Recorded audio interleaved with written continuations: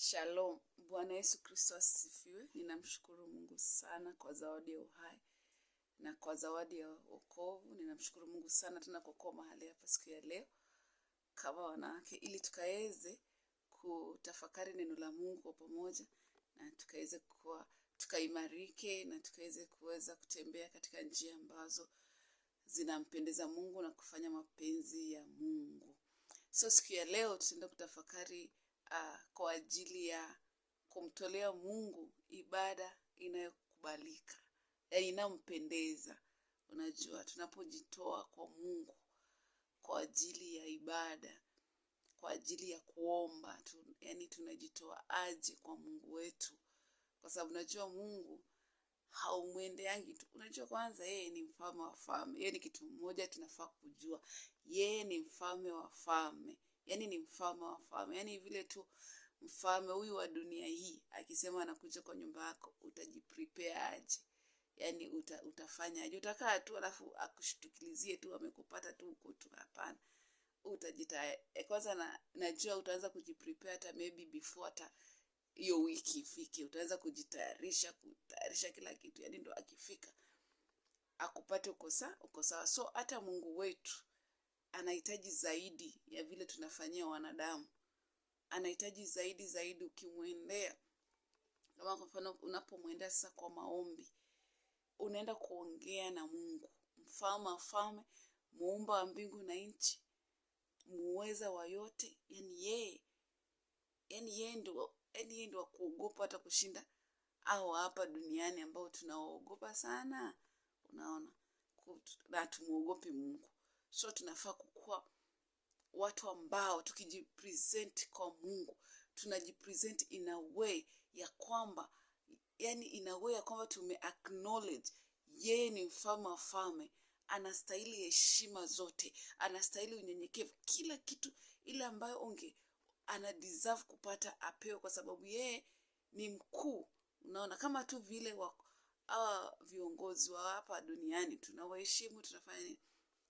Mungu ni zaidi ya hao. So siku ya leo ningependa tutafakari jinsi gani tunafaa tukijipeana kwa Mungu, tunapoenda kumuongelesha Mungu, tunafaa kujipeleka aje. Unajua, tunafaa tusijipeleke tu kwa Mungu hivi tu. Tunajipeleka tu, tunaenda tu kwa Mungu, unajua. So tunafaa kujifunza ya kwamba kitu cha kwanza, Mungu anapenda unyenyekevu. Anapenda watu ambao wananyenyekea. So unapomwendea Mungu, unajipeleka kwa unyenyekevu, kwa sababu unaenda kumuongelesha mfalme wa falme. Unafaa kuwa mtu wa unyenyekevu sana. Unaponyenyekea, una connect na Mungu kuliko usiponyenyekea. So tunahitaji tunapomwendea Mungu kwa maombi, kwa communication yoyote, kufanya chochote kile, tunyenyekee mbele za Mungu. Tunapompatia ibada, tunyenyekee. Tukua wanyenyekevu. Unanyenyekea, unajinyenyekeza. Unakiwa kama ni ibada, unaingia kama wamesema ni saa fulani, nyenyekea ukuje mapema zaidi ya hiyo masaa. Fika mapema zaidi, uanze kujiprepare mind yako, uanze kujiprepare mwili wako, unaanza kutayarisha kwamba tunaingia kwa ibada kumtukuza Mungu. Unajiprepare. Unaona, hiyo ni sign ya unyenyekevu. Unafika mapema before. Jua hata ukienda kuonana na kiongozi, president ama kiongozi yote, utafika mapema zaidi ya yeye. Utataka yeye akupate hapo. Utataka ati ufike kama yamefika. So hivyo ndo pia tunafaa tunapomwendea Mungu wetu, tunamwendea hivyo, because yeye kwanza ni zaidi ya viongozi wa hapa duniani. So tunafaa kunyenyekea mbele za Mungu. Tunapojipeana kwake, tunajitoa vizuri, tunafungua mioyo yetu tusikie kutoka kwa Mungu, na tunampatia ibada, kama ni kuomba, kama ni kuimba, kama ni kufanya nini. Tunajitoa kabisa. Unajua Mungu wetu anapenda hivyo na ana deserve, kwa sababu ni mfalme wa falme na ni muumba wa mbingu na nchi. Kama ni heshima kubwa, anastahili yeye zaidi. So tukatafakari mambo ambayo tunafaa kuyafanya. Kitu ya kwanza ni hiyo kunyenyekea. Tunafaa kunyenyekea. Ukienda mbele za Mungu kwa maombi, nyenyekea. Unyenyekee, jinyenyekeze, usiende tu unaenda tu uko tu, unaona. Nyenyekea, surrender kwa Mungu, nyenyekee. Peane mawazo yako yote kwake, sababu yeye Mungu anapenda sana watu ambao wananyenyekea. Mwenyewe anasema wanaojishusha atawainua, lakini wanaojiinua atawashusha. So ukienda kwa Mungu unaenda kama mhitaji, yani unaenda. Unajua mtu yote ambaye anakuja anatafuta uhitaji, ananyenyekea, hajiinui kwa sababu hana, so ananyenyekea apate. So hivyo tunafaa kujipeana kwa Mungu. So tutaenda kusoma kitabu ambacho at least kitatu saidia pia tujue ya kwamba Mungu wetu anahitaji ibada inayokubalika. So tukisoma katika Waibrania 12:28-29 inasema, acha nisome, inasema basi kwa kuwa tunapokea ufalme usioweza kutetemeshwa, na muwe na neema ambayo kwa hiyo tumtolee Mungu ibada ya kupendeza pamoja na unyenyekevu na kicho, maana Mungu wetu ni moto ulao. So nasikia tunafaa kumtolea Mungu ibada inayopendeza na unyenyekevu, kwa sababu Mungu wetu ni moto ulao. Lazima unyenyekee mbele za, yani moto ulao, ni moto ulao. Yani tukianza kutafakari kwamba yeye ni moto ulao, yani unafaa tu kuanza kutetemeka tayari, unaona. So ukienda kwa Mungu unatetemeka, unakuwa umenyenyekea, unatetemeka mbele za Mungu, unajitoa, yani unamuonesha kwamba yeye ni mkuu, kwa sababu yeye ni mkuu tayari. Yani unafaa kuonesha Mungu kwamba uko aware yeye ni mkuu. Yani unajua yeye ni moto ulao, unajua yeye ni nani, unaona. So humwendei ni kama haumjui. Unajua ukimwendea tu hivyo tu una unyenyekevu uko tu haumjui, inamaanisha haumjui yeye ni nani. So ukishajua yeye ni nani, utamwendea na unyenyekevu. The same way tu unajua president ama unajua viongozi, unajua ni wakina nani na unajua ni security gani wako nayo. Yani uwezi wafikianga tu hivyo, unaona. So lazima utaenda na unyenyekevu, uende na utaratibu, uende na nini ndio uweze kuwafikia. So hivyo ndio Mungu wetu yuko. Lakini Mungu wetu ana hizo ma security na nini, but ile tu heshima, yani unamhona ya kama Mungu, mimi ninajua wewe ni mfalme wa falme, wewe ni moto ulao, wewe ni Mungu wangu, wewe ni muumbaji, wewe ndio uliniumba.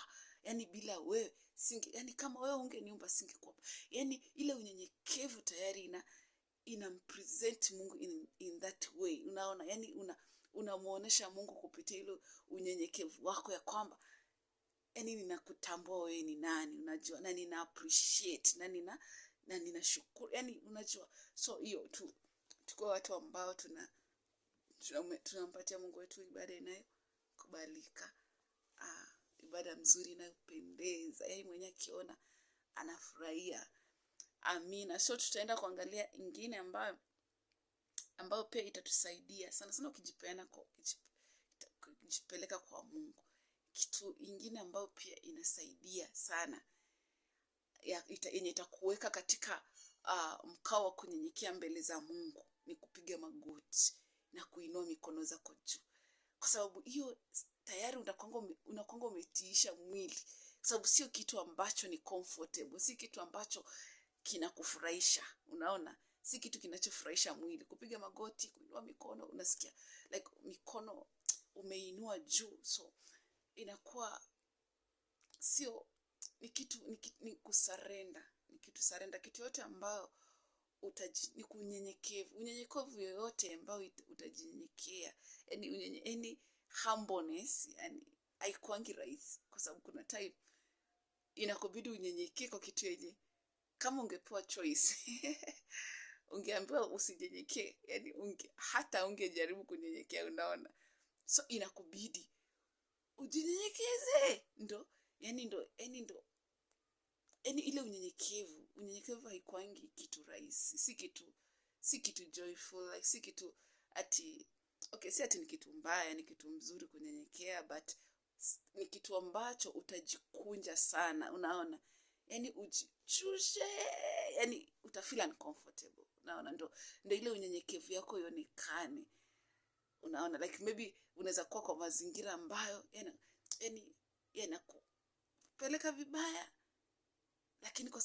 lakini unanyenyekea, unaona, unanyenyekea ndo ufanye the right thing, unaona, unanyenyekea ndo ufanye the right thing, ndo umpendeze Mungu. So ile situation ya wewe kunyenyekea itakuwa sio kitu yani sio kitu comfortable, ni kitu ambacho utastrain, unaona.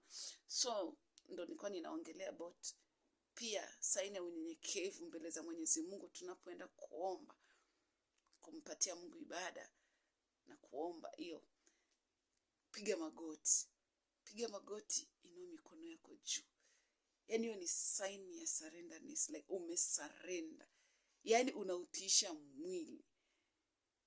Na hiyo kitu inachokeshanga juu, unajua unachoka kwa sababu umestrainisha mikono, magoti nani, so unasikia uchungu, lakini the more unaifanya, the more unaizoea, the more unatisha mwili, unaendanga ukizoea, so inakuwa automatic, like ukienda tu mbele za Mungu unapiga magoti, unainua mikono, sababu mwili yako ishazoea. So tunafaa kujitrain tunapoendea Mungu, yani mili yetu ijue ya kwamba sasa ni wakati wa kumwabudu Mungu, ninastahili kupiga magoti, nastahili kuweka mikono yangu juu, ninastahili kufocus mawazo yangu yasiwaze mambo mengine, ni focus, unaona, ni focus na kumsikiza Mungu, ni focus na kualika uwepo wa Mungu, unajua, sababu ni kama vile kuwasha jiko.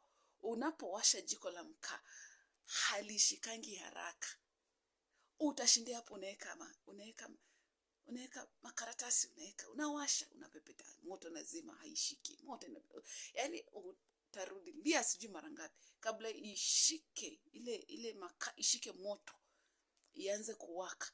Ni process, ni the same way pia ukienda mbele za Mungu kuomba, ndo uingie katika uwepo, lazima ujinyenyekeze, yani unyenyekee kabisa, usarende, ndo sasa unaingia vizuri. So ukishaingia kule vizuri, yani kwa sababu hakuna kitu ya kukuzuia, unaona. Lakini ukienda tu hivyo tu, yani inakuwa ni ngumu sana kuingia kwa upala. Shetani anaweza kukuata, shetani anaangalia, naona huyu mtu hajanyenyekea, yani ni kama jamaanisha, unaona. So unapomaanisha, ndo hiyo, ukimaanisha sasa unaweka hiyo unyenyekevu, na hizo pose zinasaidianga. Hizo pose, kupiga magoti na kuinua mkono, itakusaidia kunyenyekea mbele za Mungu, itakuhelp kujipeana kwa Mungu kwa unyenyekevu, na kujipeana kwa Mungu kwa uzuri, kuliko ile mtu unaomba umekaa ama unaomba umelala, unaona. Inampatia shetani nafasi kukushikilia na usiweze kupeana ibada inayokubalika mbele za Mwenyezi Mungu. So tutaenda kusoma katika kitabu cha Zaburi 134 mstari wa 1 na 2.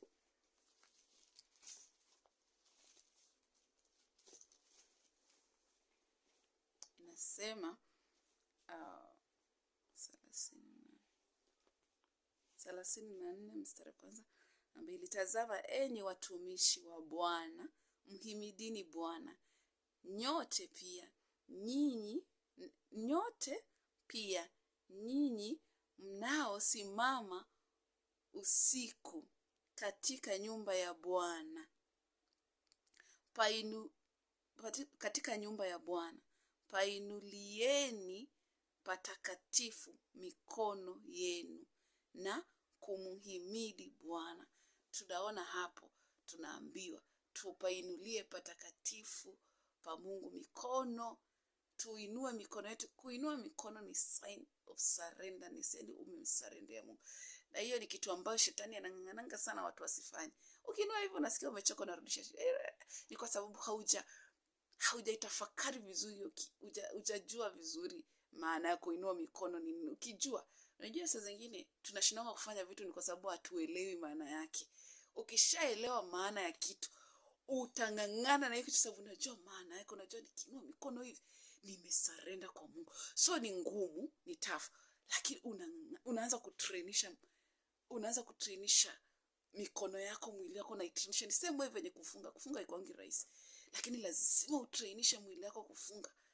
Vitu za Mungu lazima utajitrain tu, utatrain mwili, utautiisha mwili. Hazikuangi rahisi, haitakuja tu rahisi.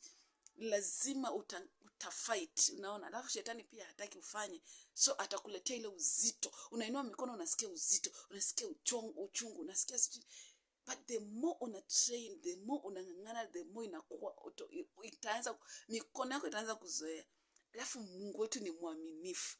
Mungu anapokuona unajitoa katika moyo wako, unataka kumwabudu, yani unataka kujitoa inavyofaa, utaona tu unakuwa na nguvu. Utashangaa hata mwenye unashinda, hii nguvu imetokea wapi? Unaona, kwa sababu Mungu ameangalia moyo wako, akaona huyu anatamani kunitolea ibada inayokubalika, anatamani kujitoa kwangu inavyokubalika. Unaona, so tunapojitoa kwa Mungu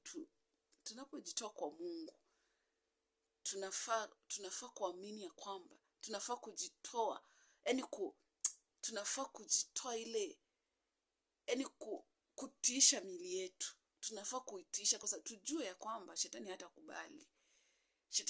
Atakuletea hizo mauchovu, atakuletea sijui unasikia kuchoka, unasikia uwezi, unasikia sijui. So unafaa kukataa.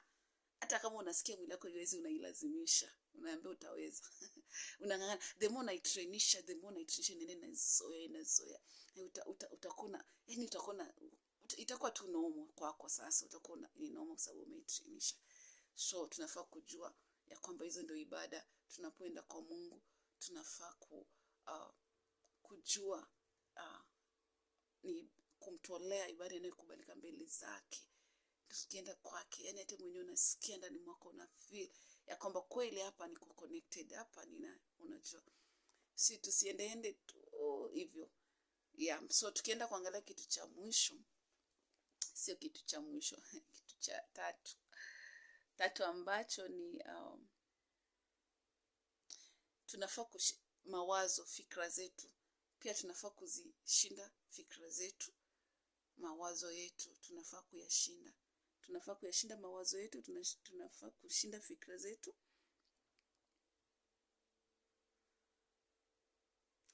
Kwa sababu mostly sana shetani, wakati unataka kuomba, unaanza kuwaza vitu vingi.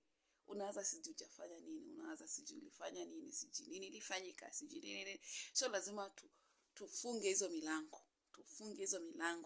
Funge malango yote, funga malango yote, yafunge. Unapoingia kwanza kuomba, unafunga ili shetani asipate nafasi. Ndio unapoingia kuomba, kusikoe na kitu kingine. Mawazo yako, moyo wako, akili zako, mwili wako wote uko katika ibada. Ndio sasa tutaweza kumtolea Mungu ibada inakubalika. So tutaenda kusoma katika Wakorintho 2:4-5.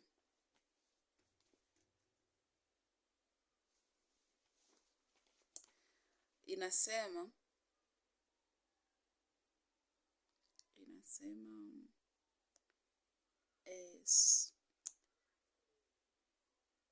Wakorintho 2, nimeanzia mbele. Wakorintho wa pili 14-5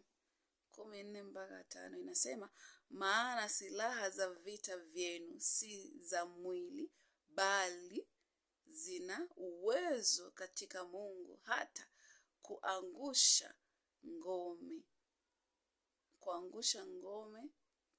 tukiangusha mawazo na kila kitu kilichoinuka kijinuacho juu ya elimu ya Mungu, na tukiteka nyara kila fikra ikapate kumtii Kristo.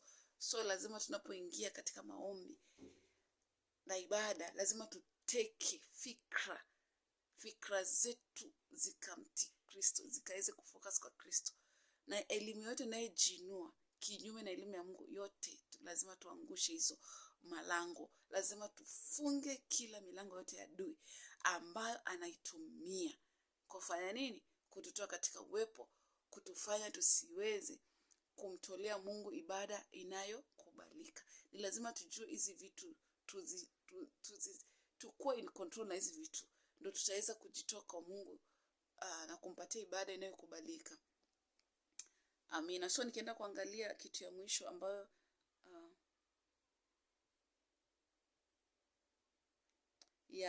na pia hapo tunafaa kumwabudu Mungu katika roho. Tusiende kwa Mungu kimwili. Tunafaa kumake sure tunaingia rohoni. Unajua kwa sababu Mungu wetu ni roho. So usiende kimwili, enda kiroho. Lazima umake sure umeingia rohoni unapojipeana kwa Mungu. Tuingie rohoni.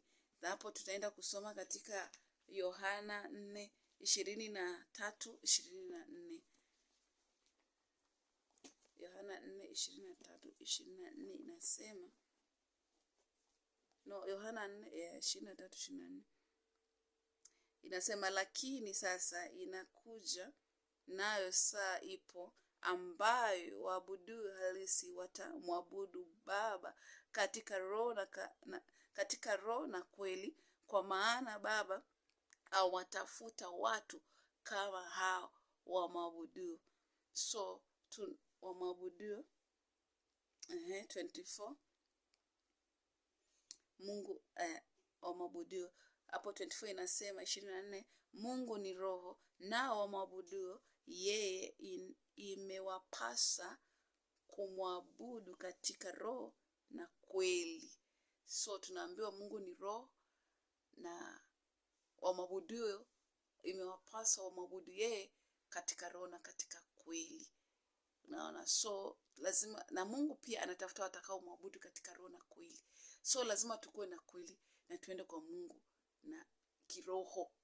Tukue tumemaanisha na tukue tumejitenga kimwili, tumeingia rohoni.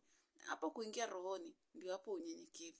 Lazima unyenyekee. Lazima uanze na unyenyekevu kwanza. Unyenyekee, uwe mtiifu, sababu ni process. Ni kama kuwasha jiko hivi.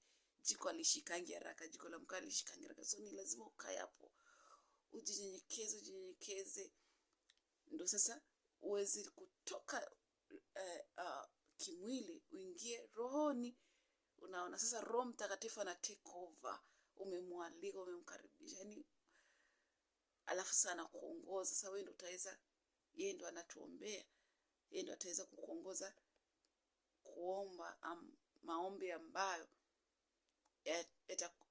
itakubalika mbele za Mwenyezi Mungu. Ibada ambayo itakubalika mbele za Mwenyezi Mungu ni ibada ambayo inaongozwa na Roho Mtakatifu. Na Roho Mtakatifu anapenda utii. Lazima ukue mtu mtiifu, unatii instructions.